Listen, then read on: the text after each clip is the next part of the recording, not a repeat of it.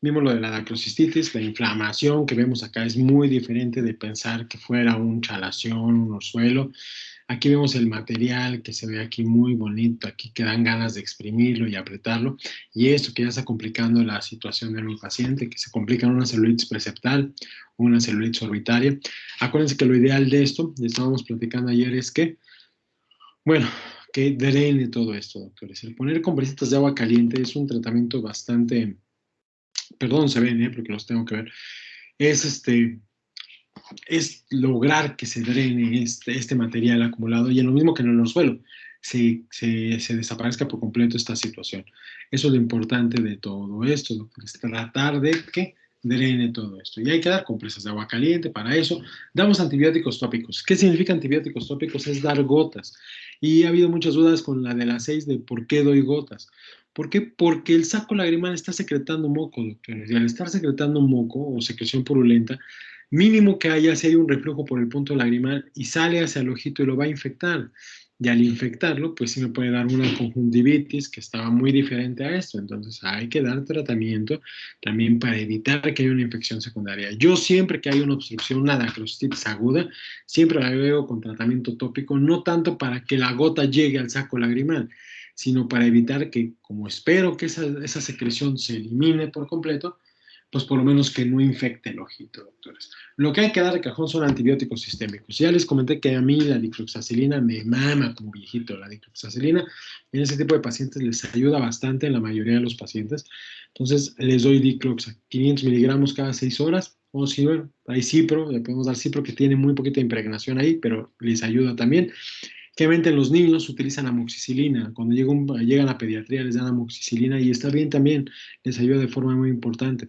Lo ideal es que se acabe el proceso infeccioso lo más pronto posible para evitar estas complicaciones, para evitar esta celulitis preceptal, para evitar esta celulitis orbitaria. Ahorita me van a ver cómo los veo, doctores, para que vean cómo paso lista, doctores, ¿ok? Así los veo a todos. Entonces, por eso les pido, ahí está Luz Martínez, ya están todos, entonces Daniela. Entonces, así los veo y ya les tomo asistencia, doctores, para que vean que sí les paso lista, aunque me duerma. Pero bueno, aquí lo importante es que tiene que drenar esto, tiene que hacerse una fístula que drene todo esto. Porque, como digo, si se elimina la secreción, ya lo hicimos, ya no hay ningún problema. El problema es que se queda acumulado. Lo mismo que pasaba con el chalación. ¿Se acuerdan, doctores? Con el orzuelo. Si no drenaba mesos, a la larga, ¿qué iba a pasar? Iba a condicionar lo que era un chalación que no iba a drenar. Se iba a quedar acumulado este tipo de secreción. Entonces, bien importante el drenaje. Ahora, puede drenarse solo si no responde a una terapia conservadora. Aquí en estos pacientitos, ya lo habíamos platicado, que llegan, hay pacientes que tienen la bola toda endurada, les duele mucho, les molesta mucho, doctores. Le decimos que sean las compresas, que se toque, les va a molestar mucho. Hay que agregar el tratamiento desinflamatorio y analgésico. Realmente doy naproxeno 250 y paracetamol de 500, les ayuda bastante a estos pacientitos. Pero aquí lo ideal es que se empiece a formar este acúmulo, que se vea la secreción ya acumulada ahí, que se empiece a formar un abscesito ahí. Y a mí me interesa que ese absceso del saco lagrimal drene. Al drenar se forma una fístula y al drenar baja todo el proceso infeccioso. Entonces, baja todo esto. Y a veces ya no llegan así, nunca drenan, se forma una fistulita. Llega el paciente con la bola acá, doctores, pero incluso le palpas y se siente ahí cómo está toda la secreción, se siente bien emocionante, bien rico. Ay, mira, está suavecito. Entonces lo que haces ahí es, le haces una asepsia y antisepsia, tomas tu bisturí, y lo que haces es drenarle, y sale todo el material purulento ahí, y apesta madres, porque generalmente es puro anaerobio, entonces huele horrible, doctores. Pero ¿qué haces? Drenas todo ese material, doctores, y al drenar baja la molestia aguda, pero queda el proceso crónico de obstrucción, doctores. La dacrocistitis queda, pero ¿cuál queda? La obstrucción que nos va a quedar debido a que hay una causa que lo está predisponiendo. ¿Y a qué se debe? A que tenga una obstrucción en el conducto lacrimonasal que nunca se abrió por completo, que tenga procesos quirúrgicos fallidos o, como vamos a ver hoy en edad adulta, que por cambios de envejecimiento se vayan cerrando mucho más y que se estenosen. Los viejitos, a todos se nos va a achicar y todo se nos va a arrugar, incluso la mucosa del saco lagrimal y del conducto lacrimonasal. Entonces, eso son pacientes, como vamos a ver ahorita, que ya en edad adulta presentan lagrimeos constantes. Hay que ver en qué punto está su obstrucción y proponerle un tratamiento quirúrgico para evitar llegar a este tipo de situaciones. ¿Ok? Entonces, muy importante. Todo este tipo de situaciones muy, muy importantes, ¿ok? Ahora, se cura el proceso agudo, doctores. Curamos el proceso agudo. Ya bajó en la secreción. La base que condicionó, es decir, el cuadro previo ya que tiene de una obstrucción no se va a mejorar. Tenemos que pensar en qué hacerles, doctores. Aquí realizar un masaje, pues no va a ayudar de mucho. Yo sí les recomiendo a veces el masaje a las señoras y a los señores ya que tengan esto para drenar por lo menos lo poquito que se les queda acumulado en el saco lagrimal y evitar un proceso infeccioso. Un sondeo realmente no le va a condicionar mucho, vamos a provocar mayor inflamación y la mucosa que ya de por sí está lastimada se va a inflamar más y va a cerrarnos más ese lumen, ¿ok? El colocar un sondeo y un tubo de silicón, vamos a lastimar y el tubo de silicón va a quedar totalmente estenosado y va a ser muy poquita la luz que va a tener para eliminar la lágrima. Entonces ya tenemos una dacroestenosis que está dando cuadros de dacrocistitis. Cuando son pacientes que ya tienen cuadros repetitivos de dacrocistitis, ya podemos inferirla o clasificarla como una dacrocistitis crónica que en el momento que presenta la activación está agudizada. Entonces vamos a poner dacrocistitis crónica agudizada. ¿Qué más es entendible como una dacroestenosis? Que presenta ahora una dacrocistitis aguda. Sería el término más específico para realizarla. Los pacientes que lo presentan de primera vez, pues es obvio que se cataloga como una dacrocistitis aguda. ¿Okay? Tengo que buscar una opción quirúrgica. ¿Cuál es esta opción quirúrgica? Una de las opciones que se realiza es la dacriocistorrinostomía. La dacriocistorrinostomía, ¿en qué consiste, doctores? Consiste en, tengo mi piel, y como ya no sé que mi mucosa ya va a funcionar, ¿qué hago? Localizo mi pared interna de la nariz, doctores. Está muy bonito y aquí está mi saco lagrimal. Hago una aperturita del saco lagrimal, detecto su mucosa del saco lagrimal que está aquí totalmente expuesta. Ahorita la expongo, abro mi piel, hago mi disección de piel, quito periósteo y encuentro el hueso de la pared nasal. Con un aparatito hago una osteotomía circular, quito esa pared de hueso, ¡bum! Y para nosotros esas son cirugías en las que casi te desmayas, porque es un chingo de sangrado después. La mucosa y el hueso pues sangra mucho.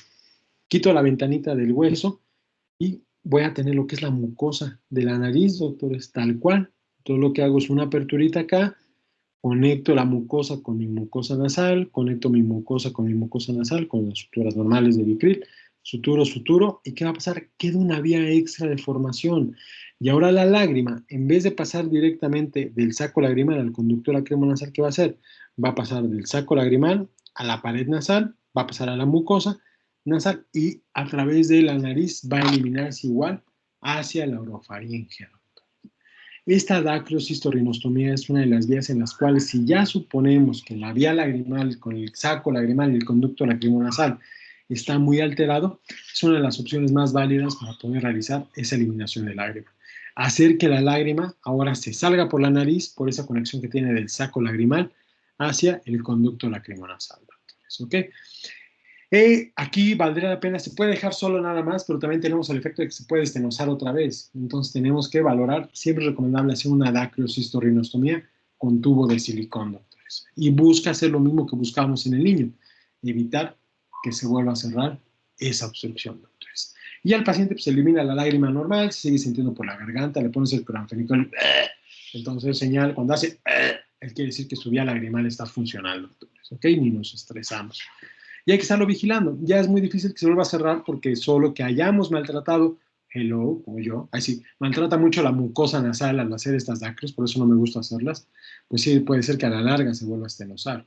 Pero por eso mejor recurrimos al oculoplástico. El oculoplástico nos ayuda de muy buena forma y tiene un beneficio importante para el paciente. Hay varios tipos de dacriocistorrinostomías. Mira, ahí tenemos un invitado ahí con Luzma. Tenemos un perrillo. Está muy bien, que aprenda. Seguro va a aprender más que Luz. Pero hay unas que son dacriocistorrinostomías que utilizamos por la vía nasal. Entramos, se produce con láser, se destruye el hueso, la mucosa y todo eso. Platico con mi amigo, el doctor Arandia, me dice, realmente tiene el mismo beneficio, luego conseguir las cánulas de láser es un desmadre aquí en Puebla. O sea, hacer una buena y una dacriocistorrinostomía limpia, normal, va a quedar bastante bien.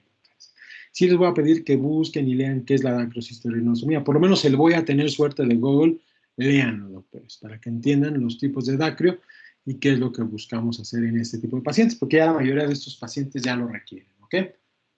Entonces tenemos aquí el tratamiento, vemos acá, Entonces nos pasamos acá. ¿Y qué vemos? Las obstrucciones del saco lagrimal normales. Como digo, la mucosa se va alterando y afectando. ¿Qué pasó, Docs? ¿Alguna duda, pregunta? Vale.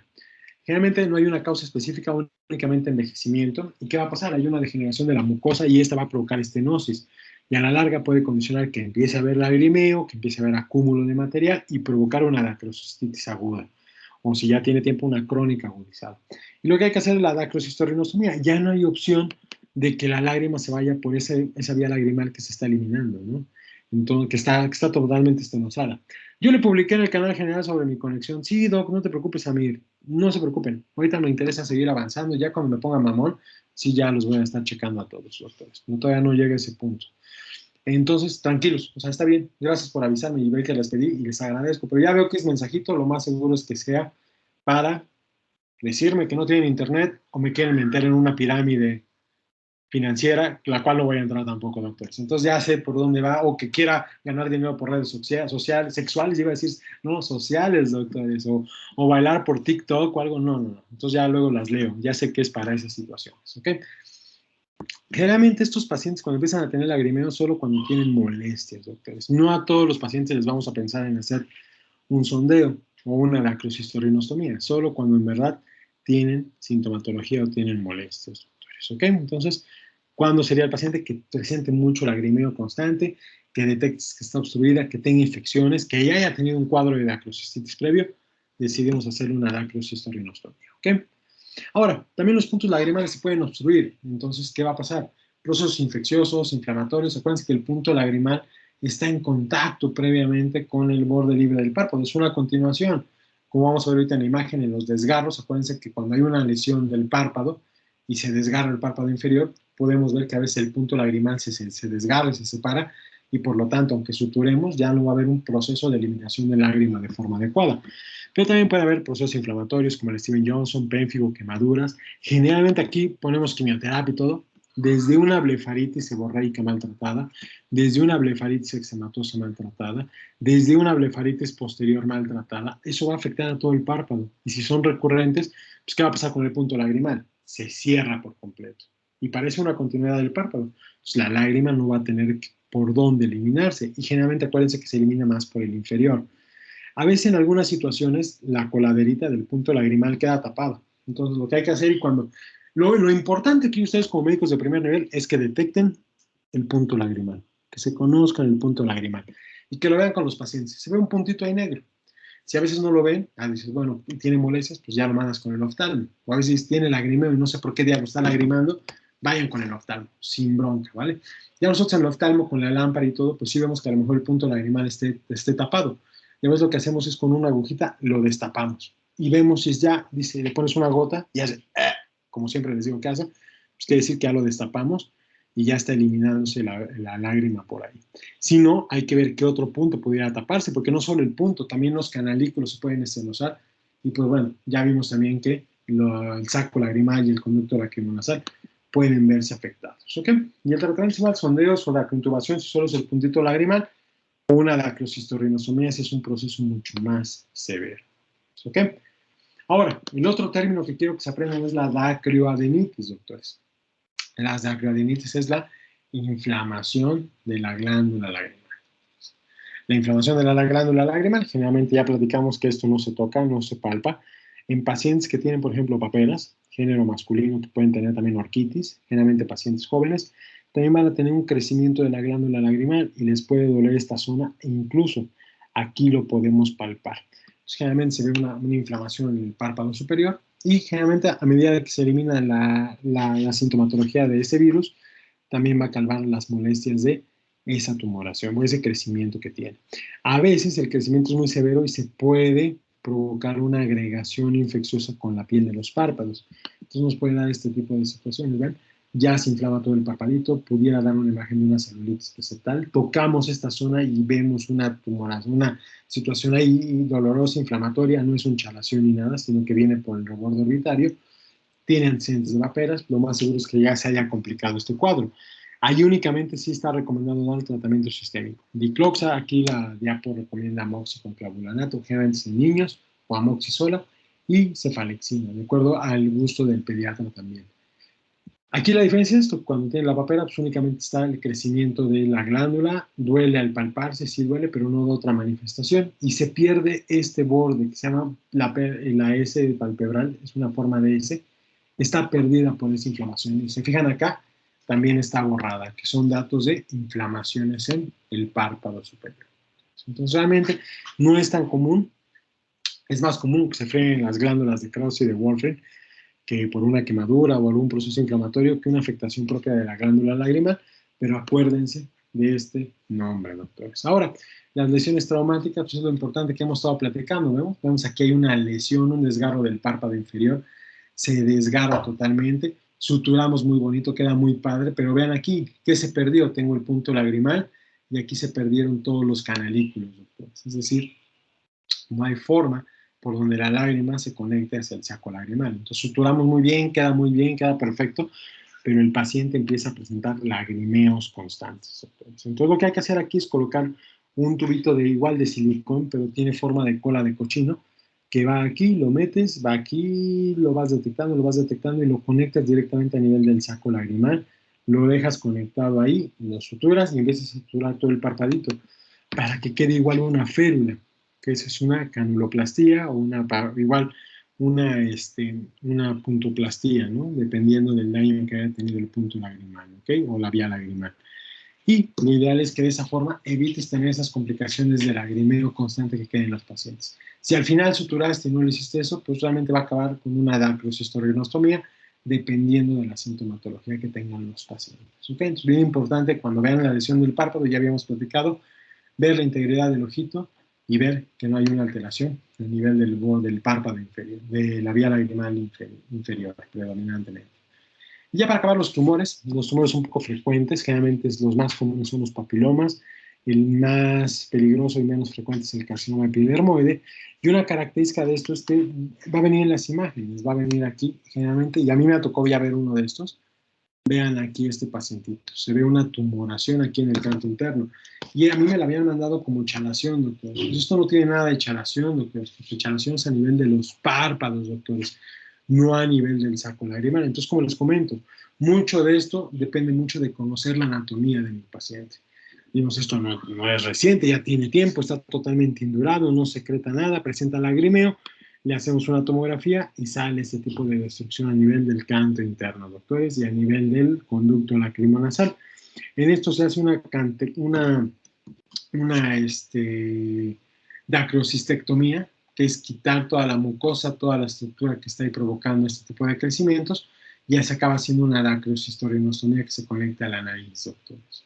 Y también puede haber crecimientos a nivel de la glándula lagrimal principal. Todo crecimiento que tenga la glándula lagrimal principal, por experiencia propia, siempre vean la caída del párpado, se pierde la S, no hay dolor, no hay inflamación, simplemente hay una tumoración a nivel del reborde orbitario, siempre mandar a hacerle una tomografía. A veces puede haber un material aquí que sobresale en conjuntiva, podemos pensar que puede ser un lipodermoide, que hablaremos de estos en órbitas, pero de preferencia mejor hacer una tomografía para tener bien claro que hay un crecimiento aquí y estos sí pueden llegar a ser comunes, doctores, más en etapas de adultos jóvenes. Entonces, estos tipos de tumores son los que se pueden llegar a presentar. ¿Dudas, preguntas, doctores, de esto? Doc, dijo que no iba a haber dolor. ¿No había dicho que sí? Aquí no hay dolor. En estas no hay dolor. Aquí no, porque no es una dacrocistitis, sino es una tumoración, ¿no? Entonces llega un año después de esto, llega, es que me dice que tengo un chalación de hace un año y medio. Uno, ni es la localización de las chalaciones. Y dos, le toca si no duele, nada más simplemente a lo mejor una característica importante es que puede presentar al masaje, puede presentar lagrimeo o material pseudemático o franco sangrado, doctores. Entonces, todos esos que lloran lágrimas de sangre, ay, milagro, no, yo creo que hay que checar que su mucosa no esté lastimada o formada por un papiloma, doctores. Es bien importante esto. Pero estos no tienen dolor, nada más llegan por la apariencia y por la induración que tienen. No da metástasis ni nada, pero sí es muy aparatoso y muy destructivo. Entonces hay que quitar todo esto para evitar más complicaciones y evitar mejorar su problemática, porque también lo que les molesta es el lagrimeo constante. ¿Ok? ¿Alguien más, Docs? la bolita y no duele nada. Aquí no hay el saco lagrimal, pues hace una referencia contra el otro ojito y no hay ninguna problemática. Igual acá en esto se ve una caída palpebral, se tocaría acá una tumoración, aquí no se palpa nada, en el rebordo orbitario tampoco se palpa nada. ¿Okay? ¿Dudas, preguntas de esto?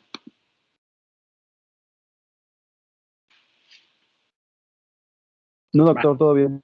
Entonces ya saben recordar los términos dacrocistitis, dacroadenitis, dacroestenosis. ¿Qué más? Las formas de manejo, los meses de manejo con el sondeo, con el masaje y con la dacrointubación. Si leen Graue puede venir algunas cosas diferentes, pero realmente lo que se engloba en la práctica es lo que estamos platicando ahorita. Recordar la anatomía, recordar el nombre de las válvulas que están obstruidas, recordar los procesos, cómo se llaman, la acrocistitis, recordar el punto lagrimal, recordar, es decir, la anatomía propiamente de la vía lagrimal. Ya con eso les va a ayudar bastante a su examen. ¿Ok? Entonces, ninguna duda, pregunta de aparato lagrimal. Vale. Si no es así, si es así, que no tiene ninguna duda, vamos a continuar con el otro tema, que es órbita. Y órbita está muy relacionado. Desde los párpados, Doc, ya todo esto está relacionado. Ahora, miren, ya me cortó la de órbita. Les digo, pinche tienes. Nada.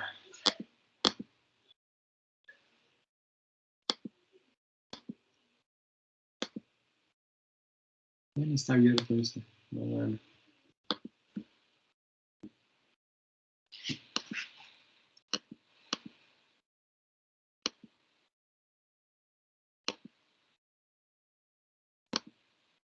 No, ya no, pantalla ya no.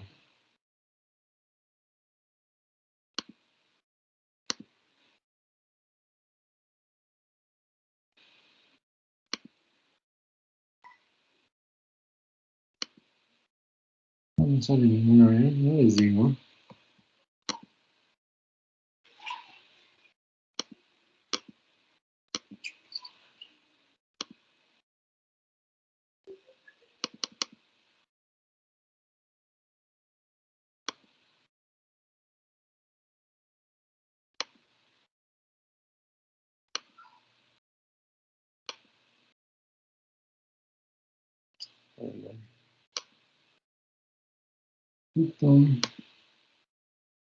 Ya, quitamos.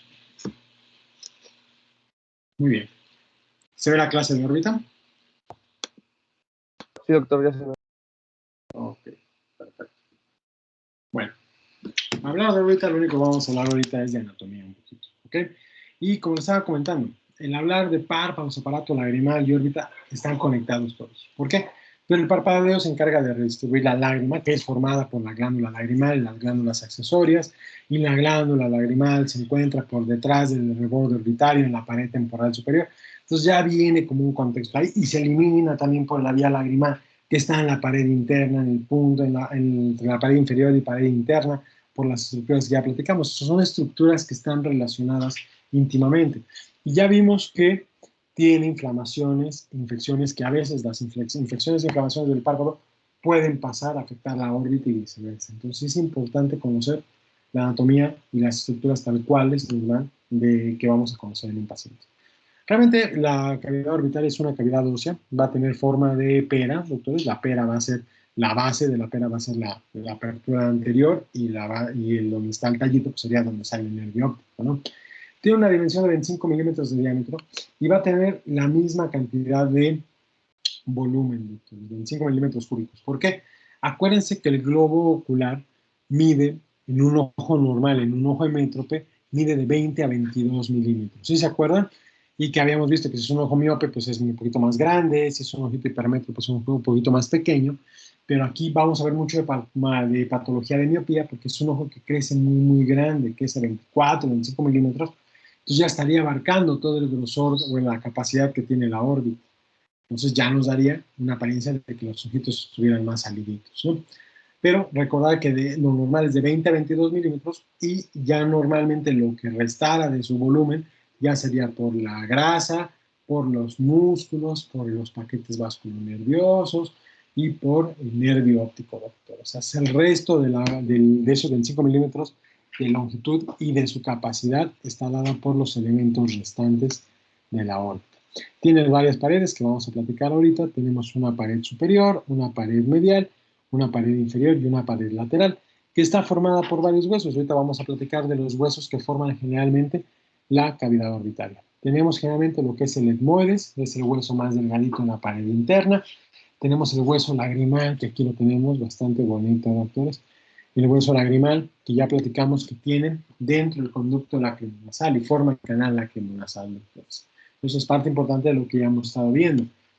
Tenemos aquí la apófisis ascendente del maxilar, tenemos el cuerpo del maxilar, tenemos la apófisis del palatino, que esta es una payasadita, pero forma parte importante de la pared interna e inferior de la órbita. Tenemos el esfenoides, su ala menor, su ala mayor, y van a formar estas estructuras que se llaman hendiduras, que ahorita vamos a platicar. Y tenemos el hueso malar, y sobre todo el frontal. Son los huesos más gruesos y más gordos de la órbita, y esto es lo que forman todas las estructuras anatómicas de la cavidad orbitaria. Hueso etmoides, frontal, lagrimal, maxilar, palatino, esfenoides y cigomático malar. Y es el segundo dibujo que me van a entregar cuando tengan que entregar su dibujo de aparato lagrimal, que todavía no lo pongo. Yo creo que ya mañana ya les pongo las fechas, pero pues ya lo ven hasta el viernes, no se estresen. Es el segundo dibujo junto con la vía lagrimal, ¿ok? Todavía vamos bien con las tareas, no se estresen, no me digan, ay, profe, deja mucha tarea. Pues son 2 dibujos, ya tenemos tiempo para hacerlos, ¿ok? Y es muy importante que conozcan ustedes la anatomía, es por eso que dejo los dibujos, y es lo único que se van a acordar a lo mejor de mi materia. Ah, sí, el güey que dejaba dibujos, o el güey que se durmió en clase, X, pero por lo menos quiero que una parte importante de dibujar es que se acuerden ustedes de la anatomía que presentan estas estructuras, ¿ok? Entonces, en lo general, y una parte importante de la anatomía de la órbita es reconocer los agujeros orbitarios. Yo cuando era estudiante, hace muchos años, después les ahorro el U, a mí me costaba mucho trabajo aprenderme los elementos formes que pasaban las hendiduras de la órbita, siempre, siempre, siempre. Entonces ya, siendo oftalmo, pues descubrí unos libros que venían muy bien explicados y que siempre se los traté de compartir a ustedes para que no sea tedioso y entiendan bien qué estructuras van a estar pasando. Yo apenas lo aprendí cuando hice la clase, ¿no? Nada, no es cierto. Bueno, me acordé. Pero realmente viene bastante bien explicado para que ustedes no tengan ningún problema. ¿Okay? Entonces tenemos varios agujeros. En principio hay unos que nos importan más que otros. El agujero etmoidal realmente no nos importa a nosotros en la órbita. Se forma por la pared medial de la unión del etmoides y del frontal, y por ahí van a pasar las arterias etmoidales posteriores y anteriores. Y eso en otorrino, pues lo ideal nada más aquí es detectar dónde está esa unión, y cuando tenemos una epistaxis, pues hacer una compresión para detener el flujo de las etmoidales, ¿ok? Es para lo único que nos puede servir a nosotros. Como oftalmo, para mí lo único que me sirve es ese agujero etmoidal. El que viene aquí abajito, que se llama hendidura esfenoidal superior, hendidura orbitaria superior o fisura orbitaria superior, es de las más importantes que tenemos nosotros. ¿Por qué? Está formada entre el ala mayor y el ala menor de los esfenoides, y por ahí pasan venas orbitarias, pasan fibras simpáticas, que siempre cuando pasan fibras simpáticas siempre va acompañado del tercer par. Acuérdense que el tercer par es el nervio motor ocular común, que se va a encargar de inervar la mayor cantidad de estructuras en la cavidad orbitaria y del ojo. El cuarto par, que es el típico como el que dicen así cuando hablan de sus sexes, es el patético o patétic. Entonces ese, o se llama el orbicular, ¿no? Ya hablaremos, o el troclear, perdón, se llama el troclear, que hablaremos por qué se llama, pues uno de los nervios más inútiles, pero bueno, es el cuarto par, también pasa por ahí. El sexto par, que es el nervio motor ocular externo, es el único que va hacia el recto externo para moverlo hacia afuera, y también pasa la división oftálmica del quinto par. Said, ¿cuántas ramas tiene el tercer par? Bueno, el trigémino, perdón, el quinto par, ¿cuántas ramas tiene?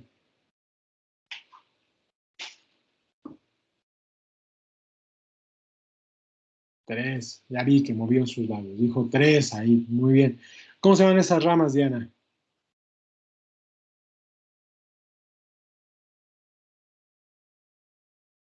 ¿Te acuerdas, Diana, cómo se llaman esas 3 ramas del trigémino? O Carolina, o Daniela, ¿cómo se llaman esas láminas del trigémino? Oftálmica, maxilar y mandibular. Mandibular, exactamente. Muy bien, exactamente. Esa es la rama, la que nos va más nos va a importar es la rama oftálmica, ¿no? Que es la que va a inervar la córnea y las demás estructuras, y por ahí pasa en la fisura orbitaria superior. Esa es la más importante, ¿vale? La fisura orbitaria inferior forma parte en la parte inferior del ápex, ya no involucra mucho lo que requerimos de oftalmo más común, pasan venas orbitarias, pasa el nervio cigomático y la división maxilar del quinto par, como ya había comentado ahorita la doctora. Y bueno, tenemos dos canales, un cigomático facial y un cigomático temporal, que están en la pared lateral y que solo van a pasar vasos y ramas del nervio maxilar, ¿ok? Los otros dos que me interesan también es el canal lacrimonasal, que ya vimos que lo forman el hueso maxilar y el lagrimal. Lo va a formar el conducto lacrimonasal, van a estar formando el conducto lacrimonasal propiamente, y el otro canal que tenemos es el canal óptico. Este canal óptico se encuentra en el ala menor del esfenoide. De ahí, de esa zona, sale también el elevador del párpado. Y generalmente por el canal óptico, ¿qué pasa? Pasa el nervio óptico hacia su porción intracraneana y también pasa la arteria oftálmica y los nervios simpáticos. Es importante conocer sus dimensiones y más que nada su diámetro, porque ya hemos estado platicando anteriormente de la neurofibromatosis tipo 2, en el cual se presentan engrosamientos de nervios, y uno de los nervios que se engrosa es el nervio óptico. Entonces, además de los datos que ya tenemos de forma general, el ver el agrandamiento del canal óptico nos pudiera sugerir que hay un cambio importante en estos pacientitos. ¿Okay? Entonces, los canales, todos me interesan, pero más me importa el canal óptico, el lacrimonasal, la fisura orbitaria superior, y con los que se aprendan, apréndense todos, pero los que más me interesan son estos, doctores, y eso sí, los pregunto en el examen. Y aquí vemos el ejemplo, ya para terminar, tenemos la fisura orbitaria superior, que está formada por el ala menor y el ala mayor de los esfenoides, el canal óptico que está aquí juntito, que sale aquí el nervio óptico, y de aquí también salen las fibras del elevador del párpado, pasa el nervio óptico por acá, hacia su porción intracraneana. Tenemos aquí lo que es el hueso etmoides con su lámina papirácea, el hueso lagrimal, que es el que tiene el conducto lacrimonasal. Tenemos la fisura orbitaria superior inferior con ramas maxilares y los huesos nuevamente, el frontal y el malar y la apófisis ascendente del maxilar superior y el palatino, doctores.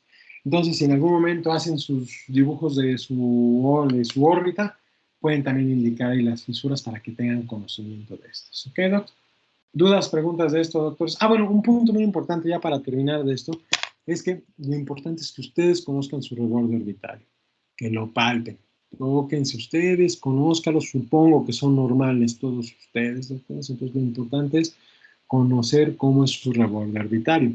Y vamos a tener dos estructuras que para nosotros los oftalmos es bien importante, que están a simple vista o a simple toque. Tenemos aquí una muesca, no sé si quieren tocarse acá. Esta muesquita, se siente como un huequito, es la muesquita o el foramen del agujero infraorbitario. Y es un canal natural que tenemos aquí. Nosotros, para anestesiar a los pacientes, porque spoiler, el oftalmólogo es el que anestesia a sus pacientes, lo que hacemos es cargar una jeringa con Gilo, Aldós y bupivacaína, le colocamos un punzo de los 22 gauge, de los azules, y lo que hacemos es dirigir a través de este canal que tenemos natural, lo dirigimos hacia atrás, hacia adentro, hacia el ganglio oftálmico o ganglio ciliar para causar una anestesia y asinesia. Ahí depositamos una parte del anestésico. El otro punto que también tenemos que utilizar es este, tóquense acá. Van a encontrar un huequito, ¿ya vieron? Es la muesca del agujero supraorbitario. También es otra vía que también nosotros tomamos, le decimos que ve hacia abajo y por este huequito colocamos la anestesia. Doctores. Son correderas naturales, doctores, que permiten llegar a la parte retrovulvar del globo ocular. Obvio, la anatomía es diferente y cada paciente puede cruzarse un vasito y provocar una hemorragia, ¿no? Pero son vías naturales que tenemos que hacer, que tenemos y que a través de esto podemos llegar al ojito sin lastimar, ¿vale? Hasta aquí lo vamos a dejar, doctores. ¿Tendrán alguna duda, pregunta con lo que vimos de órbita y de anatomía? Ya nos falta repasar las paredes. Ya empezamos a hablar un poquito de anatomía propia, ¿okay? Y de exploración. ¿Dudas, preguntas? ¿Todo bien?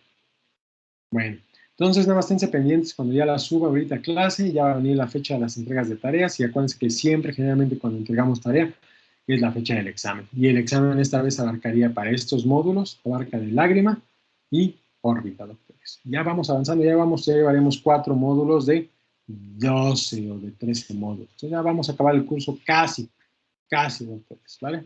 No, no es cierto, viene lo más pesado. Entonces ni se emocionen. ¿Dudas, preguntas? Doctor, la presentación de órbita todavía no está en Teams, ¿verdad? No, todavía no la subo. Yo creo que más tardar mañana. Ahorita porque tengo que dar clase con los de el jueves, entonces no me comprometo. Pero mañana a la mañanita ya está subida, ¿vale? Gracias. ¿Alguna otra duda, pregunta? Ninguna, doctor. Muchas gracias. Ustedes, gracias. Nos vemos el lunes. Pórtense bien, diviértanse, por favor. O bueno. Gracias, doctor. Hasta luego. Gracias, doctor, igualmente. Tenga buen día, doctor. Cuídese Hasta mucho. luego. Gracias, doctor. Hasta Gracias, luego. doctor. Adiós.